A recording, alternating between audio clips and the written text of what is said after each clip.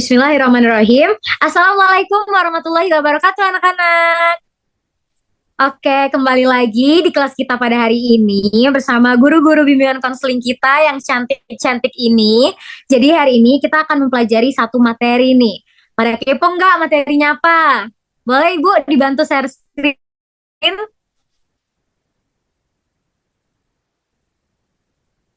Oke, sebentar.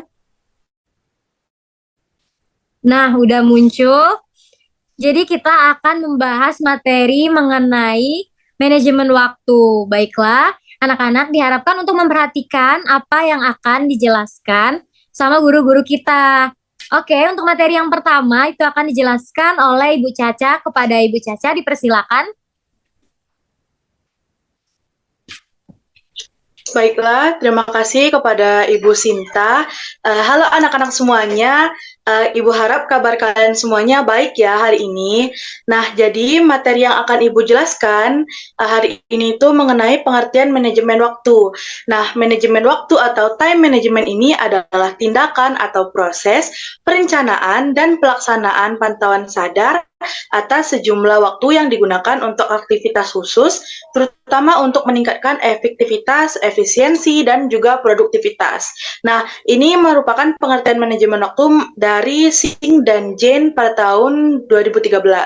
Nah, ada juga nih pengertian menurut Humes dalam ADBC tahun 2013, yaitu time management secara singkat dapat diartikan sebagai suatu seni mengatur, mengorganisasi, menjadwalkan, serta menganggarkan waktu seseorang untuk menghasilkan kerja lebih efektif dan juga produktif.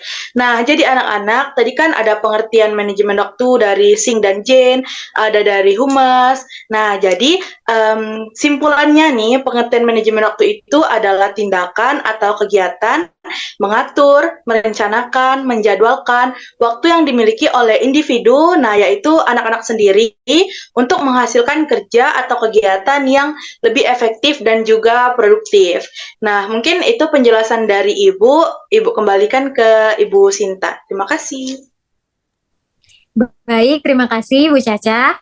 Oke, dilanjutkan oleh Ibu Maharani Jasmine. Kepada Ibu Jasmine dipersilakan. Oke, makasih Ibu Sinta. Jadi di sini Ibu bakal ngejelasin tentang manfaat manajemen waktu. Nah, di sini mungkin kalian bertanya-tanya kan, kira-kira emang apa aja nih manfaat dari kalian mengelola waktu kalian? Nah, pertama itu hidup kalian akan teratur. Jadi kan manajemen waktu itu adalah cara kita untuk membagi waktu yang kita punya. Dengan mengelompokkannya ke dalam skala-skala prioritas, hidup sehari-hari kita tuh bakal lebih teratur. Hal ini tuh bisa dikarenakan karena kalian itu jadi tahu kapan waktunya mengerjakan pekerjaan rumah, kapan waktunya mengerjakan pekerjaan lain, bermain, atau membantu orang tua. Nah, manfaat kedua itu adalah disiplin. Dengan pembagian yang udah ditentuin melalui pengelolaan waktu tersebut, kalian itu akan terbiasa hidup disiplin. Mungkin memang awalnya menyesuaikan melakukan kegiatan dengan jam yang udah kalian tentuin itu awalnya terasa susah untuk dilakuin. Tapi lama-kelamaan kalian akan membiasakan diri untuk mengikuti kegiatan dengan jam yang udah kalian tentuin tadi. Nah, selanjutnya itu kalian akan ini tuh akan meningkatkan produktivitas kalian. Berhubungan dengan kedisiplinan yang tadi, produktivitas kalian tuh akan semakin meningkat. Dengan disiplin melakukan sesuatu kegiatan di jam tertentu akan memudahkan kalian untuk mengatur pekerjaan tugas lainnya. Terus manfaat keempat nih, target terpenuhi. Selanjutnya, manfaat manajemen waktu adalah target-target terpenuhi. Dengan produktivitas yang meningkat, artinya semakin banyak kewajiban yang terselesaikan, sehingga goals yang kalian udah susun itu di awal juga ikut terpenuhi. Dan terakhir, itu akan mengurangi stres. Dengan terpenuhinya target secara tidak langsung juga membantu kalian untuk mengurangi stres. Nih, bayangin aja kalau kalian nggak melakukan pengaturan waktu dengan baik, pasti ada beberapa kebutuhan yang tanpa disadari itu terbengkalai begitu saja. Nah, mungkin itu aja yang Ibu jelasin tentang manfaat manajemen waktu. Ibu kembalikan ke Ibu Sinta. Baik, terima kasih kepada Ibu Jasmine. Oke, selanjutnya materinya akan disampaikan oleh Ibu Khadijah. Kepada Ibu Khadijah, dipersilakan. Baik, terima kasih kepada Ibu Sinta. Nah, untuk materi selanjutnya yaitu anak-anak tentang dampak buruk kurangnya manajemen waktu.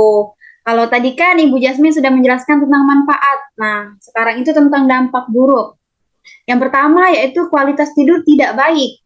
Anak-anak tahu kenapa kualitas tidur tidak baik? Karena ketika kita tidak bisa memanajemen waktu, di malam hari kan kita harusnya menghabiskan waktu itu untuk tidur. Nah, ketika anak itu kecanduan untuk menggunakan handphone sampai larut malam, dan bisa membuat kalian begadang sampai jam 1 malam atau jam 2 malam, nah kualitas tidur kalian itu tidak akan teratur. Nah, pada sejatinya kan manusia itu membutuhkan 8 jam, minimal 8 jam untuk tidur. Nah, sedangkan ketika kalian terlalu sibuk memainkan HP dan sampai begadang, kalian hanya tidur beberapa jam, mungkin bisa 3 jam atau 4 jam. Nah, itu bisa mempengaruhi kualitas tidur kalian. Nah, yang selanjutnya yaitu kesehatan terganggu. Kenapa kesehatan terganggu? Masih menyangkut di poin ke-1, ketika kualitas tidur kita tidak baik, ketika kita hanya tidur selama 4 jam atau 3 jam, kesehatan kita itu akan terganggu. Karena kenapa? Pada pagi harinya kita akan terbangun dengan badan yang lemas, karena kurangnya waktu tidur. Nah, hal itu bisa mengganggu kesehatan kita. Contohnya, kita akan cepat merasa lemas, lelah, sehingga merasa mengantuk terus. Nah, itu bisa mengganggu aktivitas kita sehari-hari ya anak-anak. Nah, yang selanjutnya yaitu terburu-buru. Kenapa terburu-buru?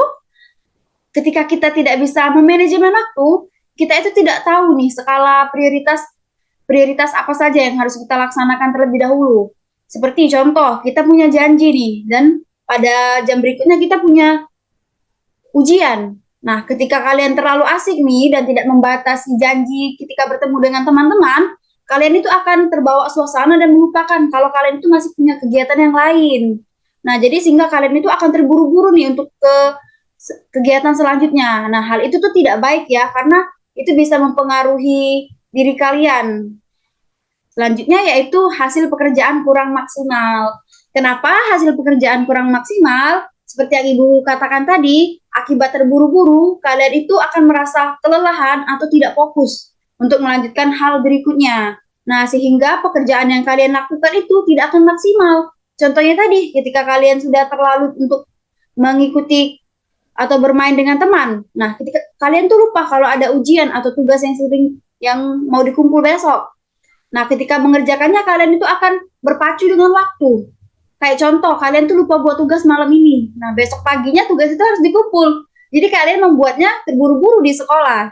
Nah, sehingga kalian itu membuatnya seadanya saja. Yang penting jawab, seperti itu ya. Nah, selanjutnya yaitu kehidupan menjadi tidak seimbang. Kenapa tidak seimbang? Tadi karena waktu kalian itu tumpang tindih. Contohnya tadi, terlalu banyak waktu bermain, tetapi waktu untuk belajar itu sedikit. Terlalu banyak mengabaikan atau menyia-nyiakan waktu yang kalian punya. Jadi kehidupan kita tuh tidak seimbang. Seperti itu. Nah, selanjutnya yaitu meningkatkan stres. Kenapa bisa meningkatkan stres? Karena ketika kita tidak bisa memanajemen waktu, seperti yang sudah kalian lihat tadi kan dampaknya itu kualitas tidur tidak baik, kesehatan terganggu, terburu-buru, hasil pekerjaan kurang maksimal, dan kehidupan tidak seimbang, itu bisa meningkatkan stres karena kalian akan merasa, kenapa aku seperti ini? Kenapa nilaiku tidak mendapatkan 100 padahal aku sudah membuatnya dengan giat gitu. Padahal kalian tuh membuatnya secara terburu-buru, tapi kalian tidak merasa seperti itulah yang bisa membuat meningkatkan stres. Apalagi tadi kurang tidur itu sangat berbahaya ya anak-anak, sangat tidak baik untuk kesehatan. Nah, boleh mungkin itu saja yang bisa Ibu sampaikan. Ibu kembalikan kepada Ibu Sinta. Baik, terima kasih kepada Ibu Khadijah. Nah, sekarang materi yang terakhir yang akan dijelaskan oleh Ibu Nurmala Dewi. Kepada Ibu Nurmala, dipersilakan. Oke, terima kasih Ibu Sinta. Oke, selanjutnya Ibu akan menjelaskan mengenai tips manajemen waktu dengan baik. Yang pertama itu tentukan skala prioritas. Jadi di sini misalkan anak-anak nih punya banyak tugas, banyak kegiatan. Anak-anak itu harus bisa nih menentukan skala prioritas. Skala prioritas itu apa? Skala prioritas itu misalkan nih anak-anak besok itu ada tugas nih yang mesti dikumpul satu. Lusa ada satu lagi nih. Anak-anak itu harus tentuin skala prioritas. Skala prioritasnya itu yaitu tugas yang dikumpul besok. Nah, yang untuk lusa bisa ditaruh di skala prioritas nomor 2 dan kegiatan-kegiatan yang mungkin tidak terlalu penting nih, misalkan kumpul sama teman-teman atau mungkin nonton drakor. Nah, itu mungkin bisa ditaruh di skala prioritas paling bawah supaya apa? Supaya tugas-tugas yang prioritas anak-anak nih bisa dijalanin semua. Anak-anak tidak terlalu fokus sama hal-hal yang menyenangkan. Nggak apa-apa kok, hal-hal menyenangkannya disingkirin dulu. Kita selesaiin dulu nih ya skala prioritas. Kalau udah selesai semua skala prioritasnya, boleh nih kita ketemu sama teman-teman, menjalankan hobi kita, meluangkan waktu kita untuk nonton drakor, itu boleh. Tapi diingat, yang pertama itu kita harus menyelesaikan yang prioritas dulu, yaitu tugas sekolah. Selanjutnya, yang kedua yaitu membuat jadwal atau timetable. Nah, ini berhubungan dengan yang Ibu sebut tadi yang di pertama. Membuat jadwal tadi, anak-anak harus tahu nih, misalkan hari Senin itu dikumpulkan tugas matematika nih. Anak-anak boleh buat jadwal. Hari Senin itu kumpul tugas matematika, hari Selasa kumpul tugas biologi. Biar apa? Biar anak-anak itu tahu apa yang mesti dikerjain terlebih dahulu. Dan juga timetable. Timetable ini contohnya gini. Anak-anak misalkan seharian nih 24 jam. Anak-anak bisa bagi tuh waktunya. 8 jam untuk tidur, dan sisanya bisa tuh misalkan jam 7 pagi sampai jam 12 siang sekolah. Nah, itu timetable-nya ditaruh tuh di timetable, jam 7 pagi sampai jam 12 siang itu sekolah.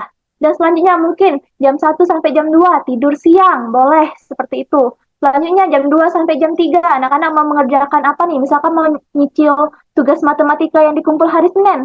Tulis tuh jam 3, nyicil tugas, gitu boleh. Dan anak-anak bisa selesaiin sampai jam 10 malam.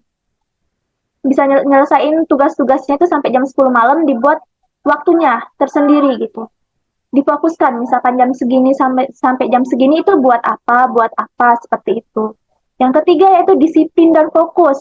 Nah, apabila anak-anak bisa memanajemen waktu dengan baik, anak-anak itu harus disiplin. Disiplin, kenapa harus disiplin? Ya supaya anak-anak itu bisa nih menerapkan jadwal yang sudah anak-anak buat. Dan juga harus fokus. Kita kalau udah mengerjakan, misal nih mengerjakan tugas, anak-anak tuh harus menyingkirkan hal-hal yang membuat anak-anak ke distract. Misalkan HP nih, HP tuh boleh disingkirin dulu, anak-anak fokus ke laptopnya, kerjain tugasnya boleh. Atau mungkin jauh-jauh nih dari ruang TV supaya nggak nonton TV, boleh. Untuk tetap fokus tuh kita harus jauh-jauh dari hal yang membuat kita ke distract atau kita hilang nih fokusnya gitu. Yang keempat itu istirahat. Nah ya, kayak yang udah Ibu jelasin tadi, anak-anak tuh jangan lupa untuk istirahat, tidur siang, tidur malam. Anak-anak boleh nih manajemen waktu dengan baik, tapi harus diselipin dengan istirahat. Jangan terlalu di-push, jangan terlalu dipaksain. Jangan sistem kebut semalam itu nggak boleh. Soalnya kalau kita sistem kebut semalam dan tidak memanajemen waktu kita dengan baik, kita kan bisa sakit. Besok pagi sekolahnya nggak semangat, gara-gara kita tidak bisa manajemen waktu kita dengan baik.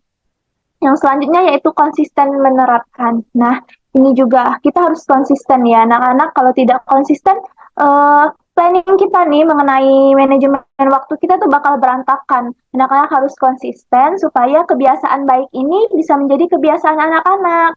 Anak-anak tahu kan, kita tuh kalau ingin memulai suatu kebiasaan, kita tuh harus mencobanya selama 90 hari.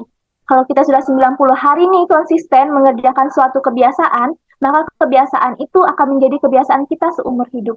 Jadi anak-anak harus konsisten dalam menerapkan manajemen waktu ini. Nah, Ibu rasa cukup sekian materi dari Ibu kembaliin ke Ibu Sinta. Baik, terima kasih untuk Ibu Mala. Baiklah anak-anak sekalian, jadi yang terakhir tadi itu adalah yang dibacakan oleh Ibu Mala tadi adalah materi yang terakhir. Nah, sekarang kita ada kuis. Mungkin anak-anak bisa mengerjakan kuisnya kalau misalkan udah mendengarkan penjelasan tadi. Baiklah, untuk mempersingkat waktu, para ibu-ibu ini bakal pamit undur diri. Dadah, wassalamualaikum warahmatullahi wabarakatuh. Dadah semuanya. Assalamualaikum warahmatullahi wabarakatuh. Dadah. Semangat ngerjain kuisnya ya. Semangat.